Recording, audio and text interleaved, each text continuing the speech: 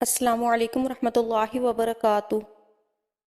آج ہم صحابی رسول حضرت بلال حبشی کا واقعہ بیان کرنے جا رہے ہیں۔ آپ سب سے درخواست ہے کہ اس ویڈیو کو دیکھنے سے پہلے ہمارے اس چینل بنت مسلم کو لائک اور سبسکرائب کر دیں تاکہ ہمارے نوٹیفیکیشن بر وقت آپ تک پہنچ سکیں۔ حضرت بلال حبشی کا پورا نام بلال بن رباح تھا۔ یہ امیہ بن خلف کے غلام تھے۔ حضرت بلال رضی اللہ عنہ مکہ میں پیدا ہوئے تھے۔ پہلے عبداللہ بن جدعان تیمی کے غلام تھے۔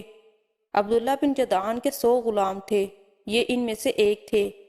جب اسلام کا آغاز ہوا اور اس کا نور پھیلا تو عبداللہ بن جدعان نے اپنے 99 غلاموں کو اس خوف سے مکہ سے باہر بھجوا دیا کہ کہیں وہ مسلمان نہ ہو جائیں۔ بس اس نے حضرت بلال بن رباح کو اپنے پاس رکھ لیا۔ یہ اس کی بکریاں چرایا کرتے تھے۔ اسلام کی روشنی حضرت بلال تک بھی پہنچی۔ یہ ایمان لے آئے مگر انہوں نے اپنے اسلام کو چھپائے رکھا۔ ایک روز انہوں نے کعبہ کے چاروں طرف رکھے بتوں پر گندگی ڈال دی، ساتھ ہی وہ ان پر تھوکتے جاتے تھے اور کہتے جاتے تھے، جس نے تمہاری عبادت کی وہ تباہ ہو گیا۔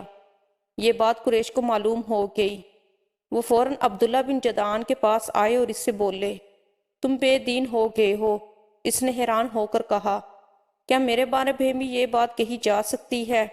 اس پر وہ بولے، تمہارے غلام بلال نے آج ایسا ایسا کیا ہے۔ کیا؟ وہ حیرت زدہ رہ گیا۔ عبداللہ بن جدعان نے فوراً قریش کو 100 درہم دیے تاکہ بتوں کی جو توہین ہوئی ہے اس کے بدلے ان کے نام پر کچھ جانور ذبح کر دیے جائیں۔ پھر وہ حضرت بلال رضی اللہ عنہ کی طرف بڑھا۔ اس نے انہیں رسی سے باندھ دیا، تمام دن بھوکا اور پیاسا رکھا۔ پھر تو یہ اس کا روز کا معمول بن گیا۔ جب دوپہر کے وقت سورج آگ برسانے لگتا تو انہیں گھر سے نکال کر تپتی ہوئی ریت پر چت لٹا دیتا۔ اس وقت ریت اس قدر گرم ہوتی تھی کہ اگر اس پر گوشت کا ٹکڑا رکھ دیا جاتا تو وہ بھی بھن جاتا تھا۔ وہ اسی پر بس نہیں کرتا تھا، ایک وزنی پتھر منگاتا اور ان کے سینے پر رکھ دیتا تاکہ وہ اپنی جگہ پر سے ہل بھی نہ سکیں۔ پھر وہ بدبخت ان سے کہتا، اب یا تو محمد کی رسالت اور پیغمبری سے انکار کر اور لات و عزیٰ کی عبادت کر، ورنہ میں تجھے یہاں اسی طرح لٹائے رکھوں گا یہاں تک کہ تیرا دم نکل جائے گا۔ حضرت بلال رضی اللہ عنہ اس کی بات کے جواب میں فرماتے، احد احد، یعنی اللہ ایک ہے، اس کا کوئی شریک نہیں۔ جب حضرت بلال رضی اللہ عنہ کسی طرح اسلام سے نہ ہٹے تو تنگ آ کر عبداللہ بن جدعان نے انہیں امیہ بن خلف کے حوالے کر دیا۔ اب یہ شخص ان پر اس سے بھی زیادہ ظلم و ستم ڈھانے لگا۔ ایک روز انہیں اسی قسم کی خوفناک سزائیں دی جا رہی تھی کہ حضور صلی اللہ علیہ وسلم اس طرف سے گزرے۔ حضرت بلال رضی اللہ عنہ شدت تکلیف کی حالت میں احد احد پکار رہے تھے۔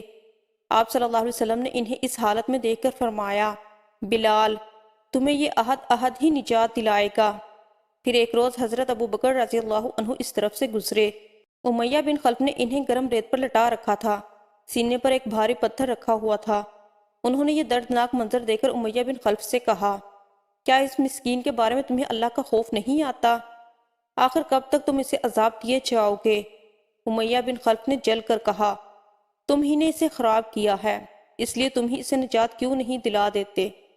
اس کی بات سن کر حضرت ابو بکر رضی اللہ عنہ بولے، میرے پاس بھی ایک حبشی غلام ہے، وہ اس سے زیادہ طاقتور ہے اور تمہارے ہی دین پر ہے، میں ان کے بدلے میں تمہیں وہ دے سکتا ہوں۔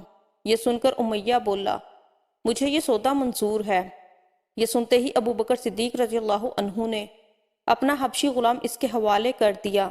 اس کے بدلے میں حضرت بلال رضی اللہ عنہ کو لے لیا اور آزاد کر دیا۔ سبحان اللہ، کیا خوب سودا ہوا۔